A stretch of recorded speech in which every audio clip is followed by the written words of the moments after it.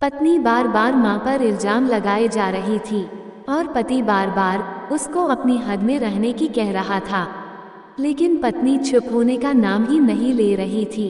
जोर जोर से चीख चीख कर कह रही थी कि उसने अंगूठी टेबल पर ही रखी थी और तुम्हारे और मेरे अलावा इस कमरे में कोई नहीं आया। अंगूठी हो ना हो माँ जी ने ही उठाई है।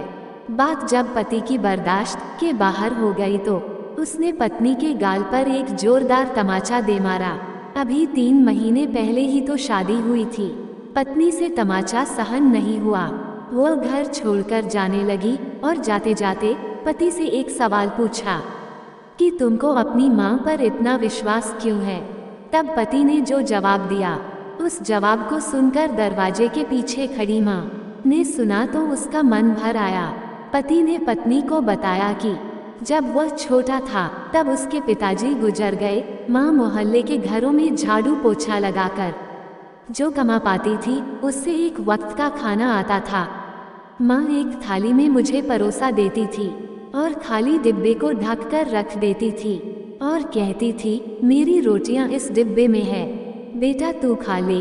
मैं भी हमेशा आधी रोटी खाकर कह देता था कि माँ मेरा पेट भर गया है, मुझे और नहीं खाना है।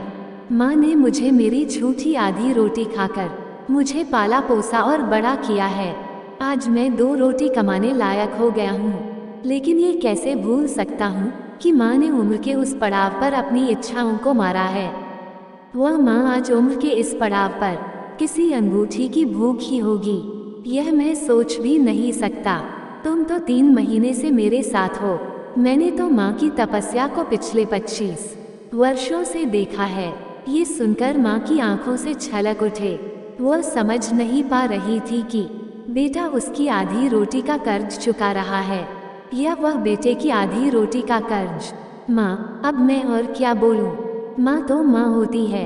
आप भी अपनी माँ से प्यार करते हो तो वीडियो को अपने दोस्तों जो जरूर शेयर करें। यदि आपको यह वीडियो पसंद आया तो वीडियो को लाइक करें, शेयर करें और भी ऐसे वीडियो देखने के लिए हमारे चैनल को सब्सक्राइब करना ना भूलें।